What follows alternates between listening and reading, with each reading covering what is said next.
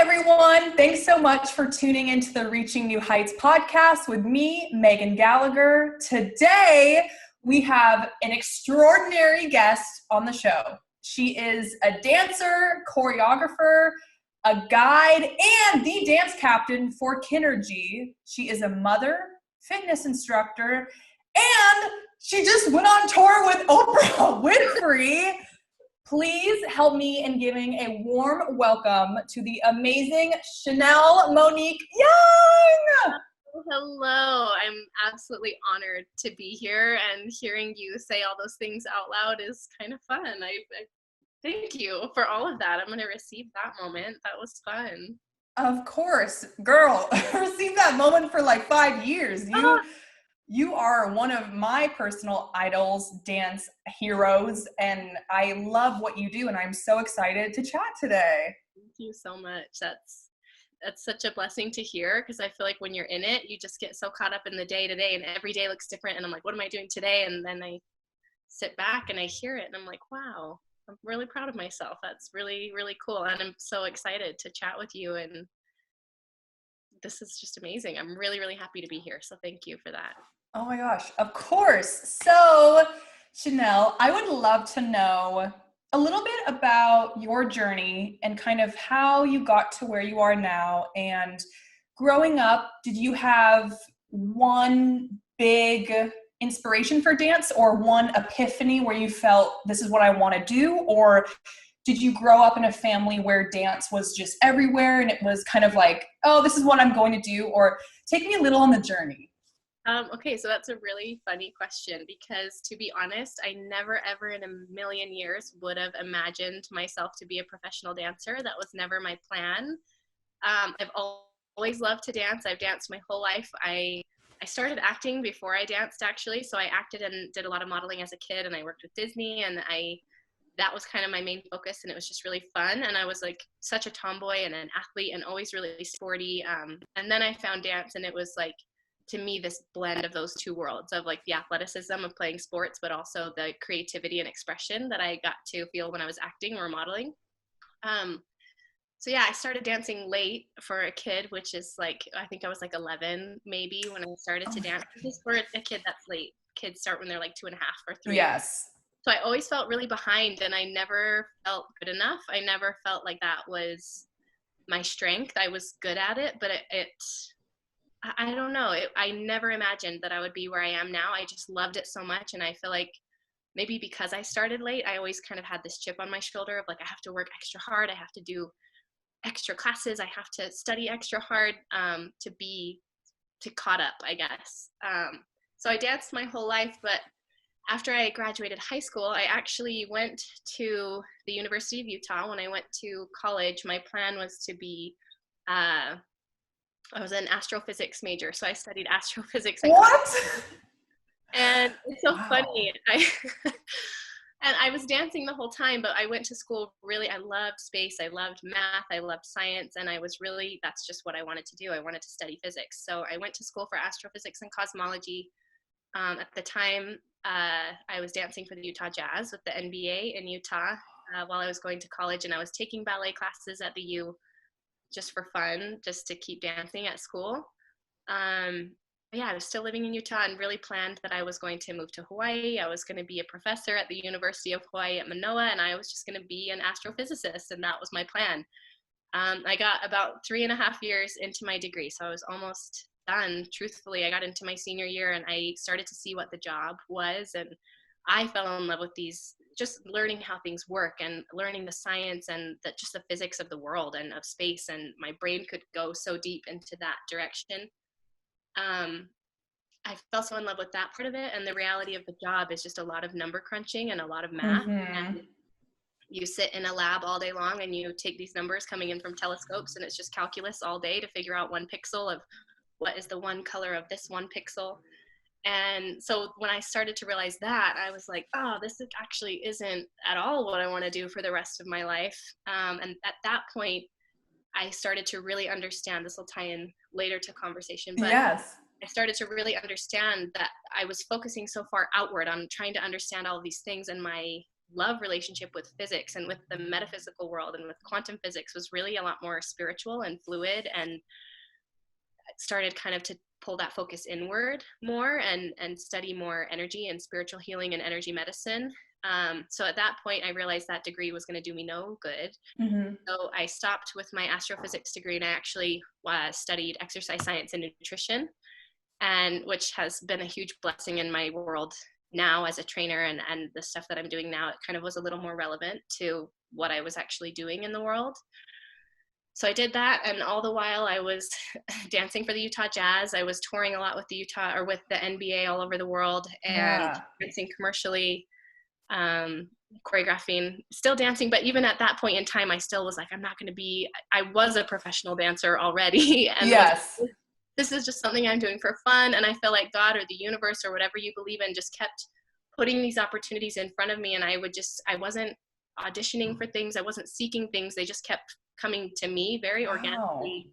And I don't say that from a place of ego. I was so focused on something else that I received these major opportunities and really recognized that it was the universe trying to be like, hey, you should pay attention to this skill set that you have, because it's actually your calling. So I started to kind of put less pressure on school and more focus on my creativity. And after I finished the jazz, I had my first child. So I have 2 kids, a 6-year-old boy and a 2-year-old daughter. And when I had my son, that's kind of when I was like, okay, I'm going to be done doing this university thing. I'd gone to college for 6.5, almost 7 years, and was still just like not trying to get a degree because I didn't want to be a physical therapist. I didn't want to be an astrophysicist. I didn't want to work in the medical world. So none of it really made sense. Right.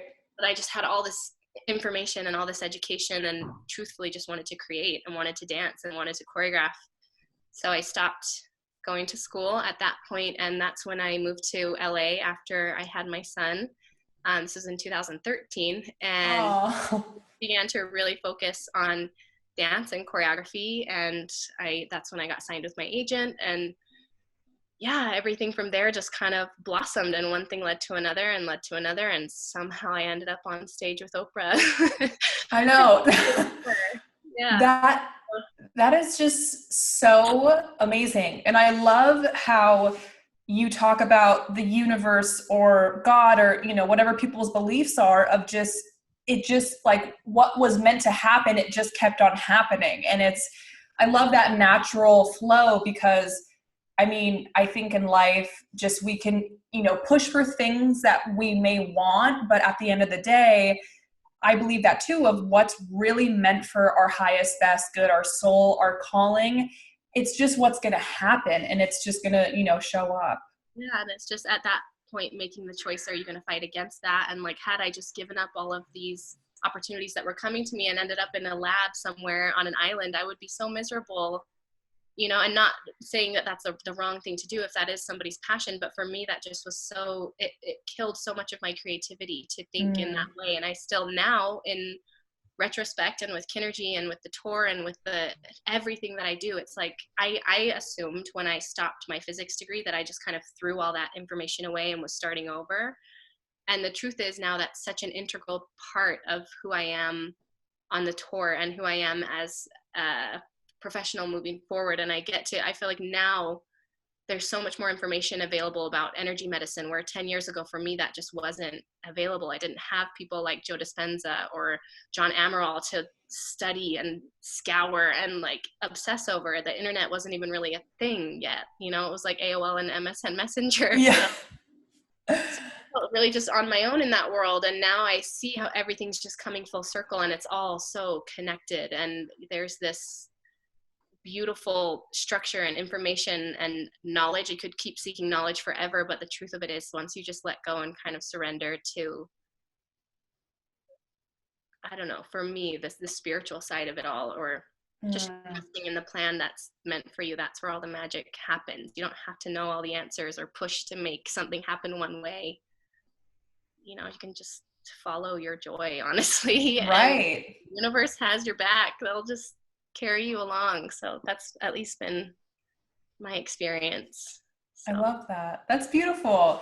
So I would also love to know, growing up, did you ever have instances where you felt like you were struggling with anxiety or insecurities? And I think as a dancer for you, how did dance impact your relationship with your body and your mind? Okay, so this is, we're going here today. This is actually a part of my life that I feel like I don't share very often. And I'm happy to share it here because I don't feel as ashamed of it, I guess, as I used to. But for me, a lot of people don't know, but I had a very, very difficult childhood. I grew up with no dad, which I know it's not like my struggles are any more unique, but I want to share it so you have a better understanding Of course. But my dad wasn't in the picture at all, and my mom was medically disabled and really not present in my life at all. She was addicted to several different kinds of prescription medication and really kind of just a vegetable that existed in my house, but wasn't capable at that point in time to be a nurturing mother. So thank heavens I took a community dance class with one of my neighbors. I used to spend a lot of time at friends' houses because truthfully that's how I would get to eat food or experience the world, was through whatever my friends were doing at their houses, because my home was not healthy. It was not a healthy environment for children to grow up in at all. And so my friend let me come with her to her dance class. It was a community class. I think my grandpa took me or something, and I had a dance recital. I ended up finishing this rec center class with her, and we had a dance recital, and thank heavens for my grandpa. He saw me on the stage and was like, wow, she was born to do this. I see this light in her and this potential, and I know her family can't provide this for her. So my grandpa paid for all of my dance classes, and he really facilitated me getting into a better, more competitive studio and being able to access that. And so for me, dance was my safe space. That's the place where I went, where I got to express myself, and I got to feel loved by my teachers, and I got to feel seen as a child, and I got to grow because I didn't receive that kind of attention at home. And all I wanted, I just craved attention from adults, and that manifested in so many unhealthy ways in my life and in my childhood and in my teenage years. But for me, dance really, really was my safe space where I got to just be myself and express all of this hell that I was living as a child. So kind of going back to your question, I feel like I don't necessarily know how that ties in so much. For me, I feel really blessed. I guess I've never really had a negative relationship with my body. That's never something that I've experienced. I know that's a very real thing for a lot of people, but my struggles were in different areas. I struggled a lot with anxiety and stress and abandonment and trauma and sexual wounds. And I struggled with a lot, but I always had, I want to try and be really clear about this answer, because I did have those issues, but it was in a different. Right. It was never in like a self-conscious way. I was very abusive to my body, like with drugs or with sex as a really young child, because I was more trying to self-medicate or numb or get attention. So there is that side of it. Yes. If that makes sense. No, totally. That totally makes sense. And I mean, I am just, this isn't the best word, but I just feel so much for your upbringing, and I just have so much empathy and I mean, it's just, you're such a successful, incredible human being, and you're just such an inspiration. And just for so many young teenagers who maybe their home in any way, shape, or form, it's just not like ideal, or they feel that lack of love or understanding, or they don't feel seen or heard from their parents. I think just having those outlets like dance or music or anything, it just really can create this not a fantasy world, but it can just be such, you just leave your world for a second, for 5 minutes. And I feel that so strongly. I feel like that was dance for me. That was studying for me. That was space for me, studying outer space for me. That was reading Harry Potter and like magic for me. I was constantly escaping my reality, and it took me a long time, like really into my mid-20s to even recognize that I was doing that and running away from everything, to where now I feel so whole, and like I've really looked at all these pieces of myself and integrated them. And yeah, it's almost like before I was like trying to be successful or pushing ahead just so that I could make it out of this really terrible situation that I was in. I used to watch like True Hollywood Stories as a kid, or like music videos and just whatever was on TV. And I just Yeah. daydream about that life of like being on a stage like that, or having a home like that, or having a family like that. Whatever it was, that was like my fantasy world, was whatever was on TV. So I feel like in the beginning, I think I just pushed through everything and wanted to know more and be better, just so I could be seen and be acknowledged or feel significant in some kind of way. Yes. The first part of my journey, I feel like, was being fueled by such an unhealthy intention, but it still got me to where I was. And it took me really until I had my own kids and started to really understand what it is to be a mother and what it is to be a nurturer. And then I had to learn how to be a mother and nurturer to myself and be what I always wished I had, to now where I feel like I'm manifesting these experiences and opportunities and drawing things into my life from a really crystal clear, healthy, intentional place, coming from my own self-worth and my own self-value, and really just wanting to contribute to the world and connect to the world, not from a place of needing to be seen to feel significant, or needing to be smarter or better or the winner or whatever those unhealthy thought patterns were. Yes. Oh my gosh. I literally, like, my mouth is on the floor because everything you're saying, it's so true. And it's just so eloquently said. I mean, I'm like in shock. It's so beautiful. I really just have so much admiration for what you do. And for me personally, when I was a teenager, I struggled in my own way. I had horrible chronic anxiety. I had severe body image issues where my relationship with myself, I just had that destructive self, like that inner self-talk where I would look in the mirror and immediately just like autopilot, I would go, your forehead's too big, you're too pale, that's why that guy doesn't like. It was just this pinball. And it was so heartbreaking and so sad that I spent so much time creating these stories that probably weren't even really true, but I just would come to these conclusions of, oh no, well, I'm Megan Gallagher and I'm the funny, goofy, people don't take me, all of these things. And it's just now as an adult, I'm like, none of this serves me anymore. Yeah, I totally connect to that. Once you say that, I feel like I did used to struggle, and still sometimes it creeps in, but now I can catch it and turn it around quicker. But just with those negative, destructive thoughts, for me, a lot of it was my skin, especially after I had my kids. I had really, really bad hormonal acne, and I feel like it just made it worse almost. That it's like every time you look in the mirror, you're like, oh, you're so ugly, or oh, you're not good enough, or you're whatever. Yes. But I started this practice, and I don't know where I picked this up from, but I used to, and I had to force it in the beginning. Now it's just every time I look in the mirror, I would just say, I love you, and look into my eyes and just say, I love you, and say it enough times until I actually believed it, and it brought me joy and a smile to my face. And then I would start to call out beautiful things about myself, about my face, about my mind, about whatever. So that was a practice that helped me a ton, was almost to force myself first, just to say it even when I didn't believe it. And and that still creeps in. I don't know that ever goes away. I think you just kind of retrain your mind to recognize it and disassociate it quicker, to be like, oh, that's not the truth. I'm not going to hold on to that thought, Yes. pass through, and then you're like, cool, okay. Yes. That's so true.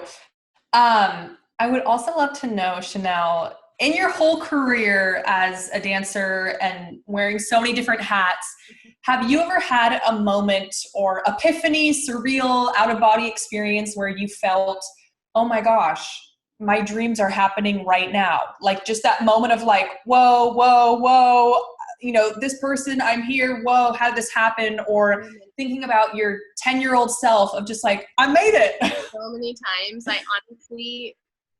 I feel like I say this constantly. Like, this is a constant thing, probably once a week in my life, that I'm like, wow, if I told my 10-year-old self this, like, she would be so happy. And it's honestly, I think just because I did grow up in such a rough world and really had to climb my way out of it truthfully from the time I was like 18 on, I can honestly say I have lived in just complete awe and gratitude of the experiences that have been given to me, big or small. It could be a job I'm doing for free with kids that nobody would know their name, and I'm still just like, wow, thank you so much for this opportunity and being in this moment, you know. So to me, I definitely felt that on Oprah. That was a crazy one, because I had this massive realization with every show, with every rehearsal, with every time I got on a flight or was going anywhere. I was like, oh, I'm going on tour with Oprah. I had to say it out loud. I'm going on tour with Oprah. Right now I'm going on tour with Oprah. Like, it was so hard to believe and internalize, because it's so big. Right. Yet at the same time, I've never felt more at home or more comfortable or more like I was exactly where I was supposed to be, with no anxiety and no fear, and just feeling completely exposed and vulnerable and open. And I've danced in arenas for the last 10, 11 years of my career, and I've never ever felt that sense of just like, I'm completely naked, in essence, of like, there's no mask, I'm not performing it, this is just me. Right. So it was like this realization and this deep gratitude of, holy cow, I can't believe I made it here. Yet at the same time, I feel so authentic and vulnerable at the same time, that I'm like, I'm just being me. There's no performance anymore. There's no mask. I'm just here with these beautiful people. Yes. This moment together. It's crazy. But to answer your question, I feel that daily of my life. I'm like, wow, I can't believe I'm here. This is incredible. I'm so grateful. Yes. I mean, especially with Oprah, I would be like, whoa. I mean, I would like, I feel like I'd blow up into confetti. Like, I don't know what to do. No, you know, I think the craziest part is literally the craziest part to me is just that it never felt, I had to say it because I know it's big, but experiencing it literally just felt like I was at home with my brothers and sisters and cousins and friends, like a big family, extended family party. That's yes. People that I've known for lifetimes, all of us, from the cast to the crew to Oprah. Like, there wasn't one person. We literally all just instantly connected. It was the most beautiful, synchronistic experience on every single level. Like, we became a family instantly, and I just was spreading this light and this information and this expression with my family. It was wild. Oh my gosh. Wild. It's just crazy. That is so crazy. And that is one thing I truly love about KINRGY. And especially, I watched all of your videos and the performances from the Oprah Tour. And that's just, I love how natural and raw you all are, like with the color and your outfits and just the imagery and just the movements. It's so refreshing. And it's, you know, it's just really awesome. It's really, really empowering to see all of you on stage. Just so, to me, it's just like stripped down, just authentic. And I love it. And it's really, I've never seen anything like it. I've never experienced anything like it. And I'm so grateful to even hear that that's what you feel, and I hope that that's what people feel. That was kind of our whole intention, and the whole intention of the training process that we went through and rehearsal process was to remind people that there's no separation. There's no separation between you or Oprah. There's none besides a job. You know, we're all just human beings here to express and connect to each other. So yeah, it was so refreshing, because I'm so used to being on jobs or on sets or on a stage where you feel like you can't mess up, that you have to get it right, that you have to be perfect, you have to be clean, you have to be yes. And there was this structure, and we were clean and we were in sync together, you know, but the truth of it was we were just so fully expressed and so free that just happened naturally, because we were all connected to ourselves and connected to each other. There was nobody like forcing us to have to be perfect. It got to unfold, and in my mind it was perfect, because we were all just authentic and fully expressed the whole time. Yes. I mean, it's really, I genuinely I love KINRGY. And I so get that of whenever I go see a concert or something, I mean, it's wonderful, but I love just how you said, we want to like all connect, and we're all human beings. And there's no, hierarchy, or this person is this like, celebrity, and you can't look at, it's just like, we're literally all human beings. Yes, what you said, it's just some people may have certain jobs, but I love that it's about connecting. It's not about, oh, this person's, their body looks this. It's just connection. Yeah, that's it. That's the whole philosophy behind KINRGY too, which is why I'm so grateful that it's even wandered its way into my life, and it's become such a huge part of my life and a huge part of my personal mission. But that's the whole philosophy, is just connecting to yourself. And when you really are connected to yourself, you're able to connect to other people. And when you're able to connect to other people, we're able as a collective to connect to the world and to really live from a space where anything is possible, Mm-hmm. Oh my gosh. That's so beautiful. So I would love to know, if you had an hour and you could have lunch or dinner or grab coffee or green juice or anything with your teenage self, what would you tell her? Oh, what would I tell her? I would tell her to love herself more, to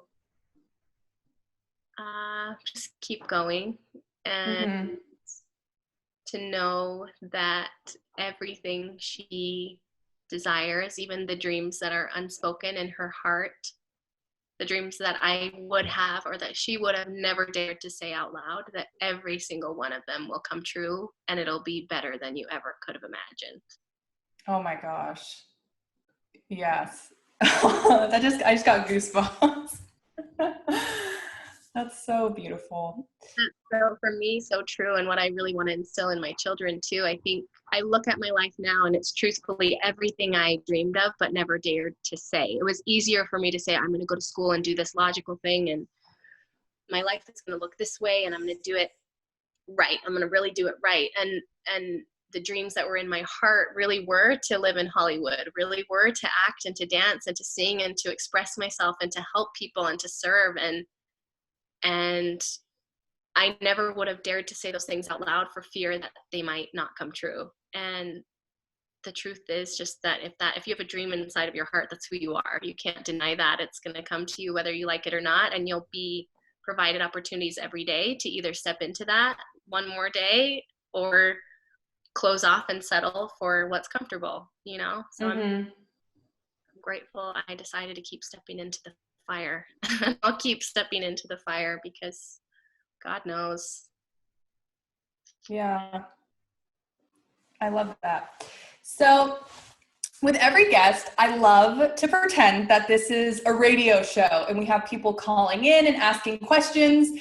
And I love to imagine that there's teenagers calling in and they're, Megan, Chenelle, I'm having anxiety, I'm having this. And let's say that there's a teenager calling in who says, Chenelle, I love you, you're my idol, I want to be like you, I love dancing, I love movement, I want to be a choreographer.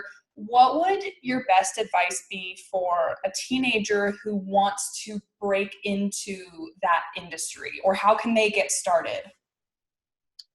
Okay, I would say my best advice would just be to keep creating, even if you think it's bad, to never stop and to not judge it, because the only way you're going to get there is by continuing to do the work and to continue to create. And if you want to be a choreographer, ask as many studios as you can to let you set pieces or come in and assist people. That's a brilliant way to step into that world, is to be able to be an assistant to a choreographer and understand, because if you want to do it well, there is a business to it as well. And it's not just this creative makeup dance steps or learn choreography or memorize lines. It's an actual business and a career. And I think that's the most valuable piece, is if you can start to learn the business as soon as possible and to study under people who have done the kind of jobs that you want to do. And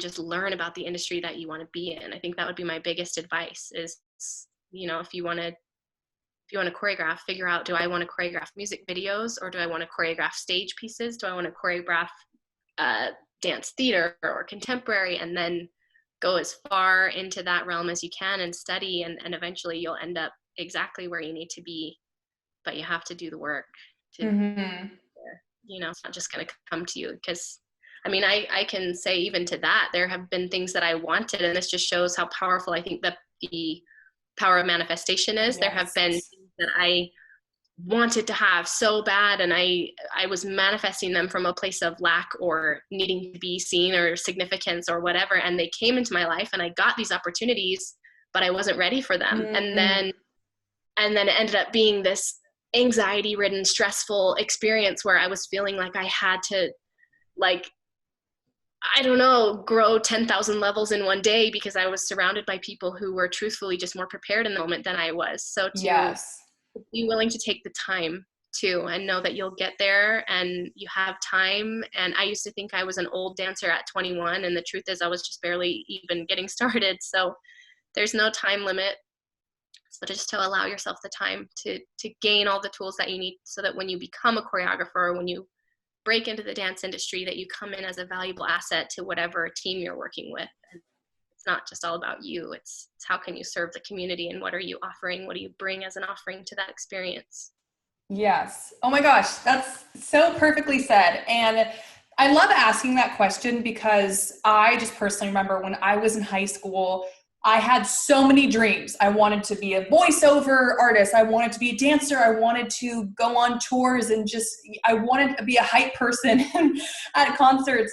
And I felt like no one was really showing us the steps of how do I become a professional this? How do I make money doing this? So I love to just, because I know that there's teenagers listening to this all the time who some want to be a chef or a baker, dancer, seamstress, anything. And it's just, they love like these tangible tools of, oh, so it's not so, like daunting or, oh, but I can't, but it's like, oh, I can take step one.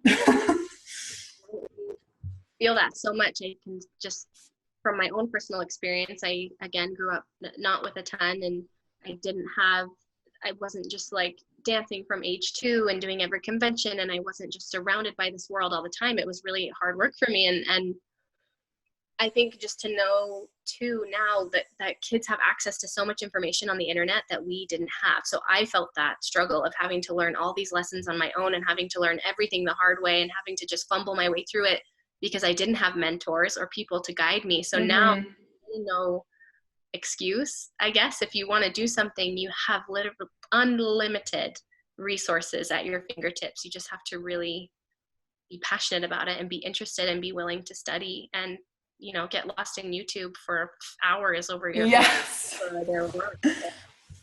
Yes. Reach out to people on Instagram. I've had people reach out to me all the time asking if they could assist me or come and learn, or just if I'm teaching anywhere. So don't be afraid either to ask for what you want. If there's somebody that that does what you want to do, they're just humans on the other side of that screen. So send a message and say, hey, I would love to work with you. I would love to do what you're doing. Can you mentor me? Oh my gosh. Yes. So true. So now we are going to get into rapid fire questions. These are, I know. These are some fun, super silly, just off the top of your head questions. So number 1, if you could be any junk food ever, what would you be? If I could be any junk food ever, what would I be? Oh, I'm thinking cereal. Yeah. Really a junk food, but it's my junk food. It's so good. Everybody loves cereal. Oh, it's so true. I haven't had cereal in so long. I live for cereal. Oh my gosh. And then second one is, what is the most embarrassing thing that has ever happened to you? Oh, okay. I'm thinking of one moment. I'm sure there's more, but this is the first one that came to my head. And truthfully, it's really, really hard for me to get embarrassed. I pretty much have no shame, and I'm always willing to fail in front of everyone. Yes. It's still a huge reason how I got to where I am, because I'm not afraid to fail. But there was a show that I choreographed. It was for a jewelry company. They were doing this big end of year banquet thing. It was a corporate event. We hired all these dancers and did like a Cirque du Soleil style show for their banquet. Oh my gosh. And we got to the event and it was on carpet, which I should have known. It's like a ballroom carpet. And we didn't have the shoes that we wore were like way too sticky for us to do any of the choreography that we were meant to be doing. So we had to just wear our tights on the carpet, and it was so slippery. So and this is the video, I need to find the video because it's so funny, but we did this like turn penché section that I can't remember exactly the choreography, but I remember it was just like a turn and a penché, and I went to go turn and immediately just felt like face on the carpet, and I was like, oh no, I'm on the floor, and had to hurry. Oh my God. And of course there's like we had hired all these kids in the show, and it was like all levels, so there's like hundreds of people that have it on video, and I'm just like, cool, I'm glad that's the moment that lives on forever. But I also think it's really, really funny. Yes. Oh my gosh. I mean, good for you for just being fearless though. Like you said, like it takes courage to dance on stage too, and to put yourself out there. So clearly you like totally own it, but that's like still so like, Yeah, pretty funny. I think it was like the worst because the floor was like cement with really, really thin carpet over it, you know, like office carpet. yes. So like face on the cement, and I came up and my face was like bright red, and everyone's like, oh, and I'm just like, I'm okay. Nobody saw that. I'm sure nobody saw that, but everybody saw that. Oh my gosh. I would melt. I don't know what I would do. And so my last rapid fire question is, what is the best piece of advice you've ever received? The best, I have two. Can I share two? Of course.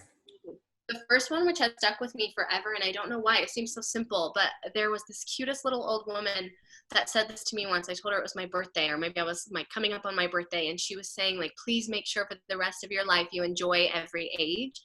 And that just stuck with me so much, because I feel like as a kid, you always want to be older. You want to be 18, or you want to be 21, and then you want to be 25 or whatever it is. And then when you get older, you want to be younger all of a sudden. And it's so true. I was like 17 maybe when she said that, and I've carried that with me forever, and always just been like, wow, it's a privilege. It's a huge privilege to be alive, and I am so grateful to be 30. This is such a huge privilege that I get to see 30, because not everybody does, and I don't wish it were different or wish it away. So, and I think as a kid too, I always wanted to be older. I wanted to be able to move out. I wanted to be able to drive. I wanted whatever. So just really, really enjoy every age.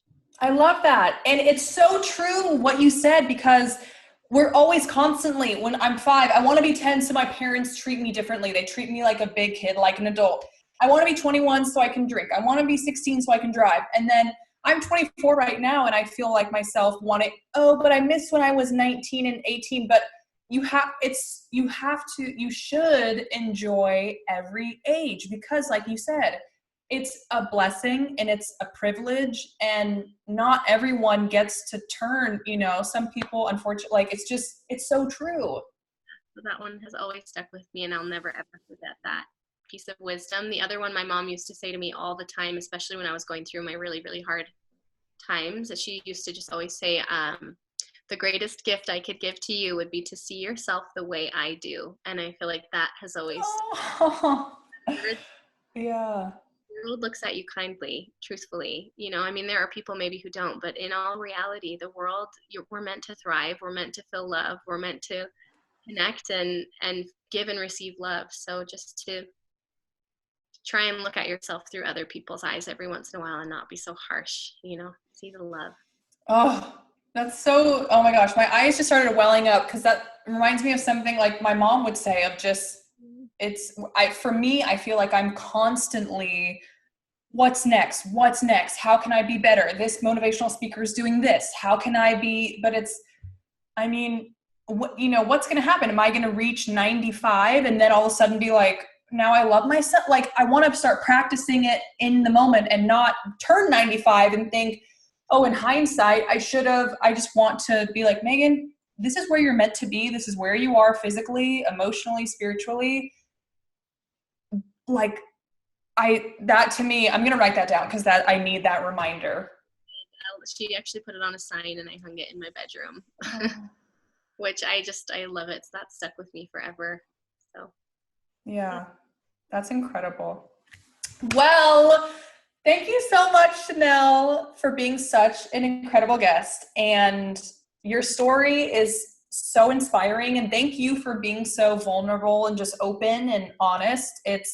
so refreshing, and I am so excited just to see how many people you've already inspired. So many people, but just I love it. And I would love to know, so everyone can find you, where can people see you on social media? I feel like I'm most active on Instagram. That's kind of where I really am checking in every day and posting things as they come up. So that would be at Chenelle Monique.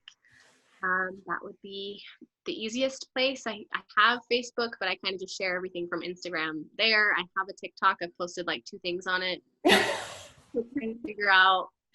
I love TikTok. People love it, and I'm just like, I can't. I'm like, I feel like a grandma, just like, what does this do? I can't figure it out. So I am on TikTok. It's Chenelle.Monique, but hopefully that'll just be Chenelle Monique soon. Working on that. Everywhere, on every social media platform, it's just Chenelle Monique, Twitter, YouTube. Amazing. What's in those YouTube? Yeah. I love it. So before we go, I would love to know, do you have any fun upcoming projects that you could talk about, or things in the works that are just up and coming? Yeah, I feel like for right now that looks so different, because what I was supposed to be doing, or what I should be doing in this moment, everything is on hold. So yeah, as far as all that stuff, I'm trying to decide what to share, because there are things I coming up, but I don't know when they'll be coming up. Yes. Post quarantine, more things will be happening.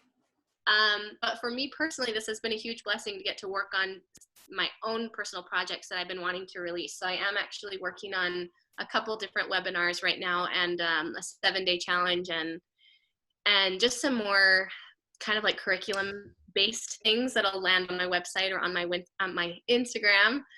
I don't want to reveal too much about what those things are. Kind of self-development, mentor kind of training guides. Some will be in regard to nutrition, or maybe dance and entertainment industry. I have one that's a little more healing and metaphysical, with like using crystals and essential oils and food as medicine. So yeah, kind of working on those things right now and getting ready to launch. Oh my gosh, that's so exciting. Congratulations. I'm really excited. That's stuff that I've been meaning to compile and actually put into form for a long time. So I'm excited about that. Yes, I love that.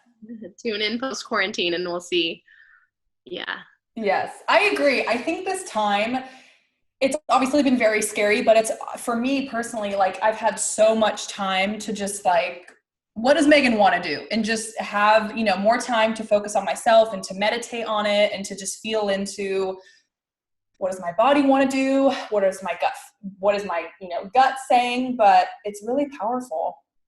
Yeah, totally. I'm basking in it. I'm really loving this time, and it's given me so much freedom to actually do the things that I keep putting off, like the challenges or the webinar. I really, really want to write this book that I'm going to write this book, but I just haven't had the time, and it'll be a long time coming, and it's in process, but I'm actually having time to work on it right now. It's just really, really fun. So that's so amazing. Oh my gosh.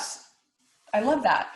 Well, thank you everyone for tuning in to the Reaching New Heights podcast. And remember, always strive for more.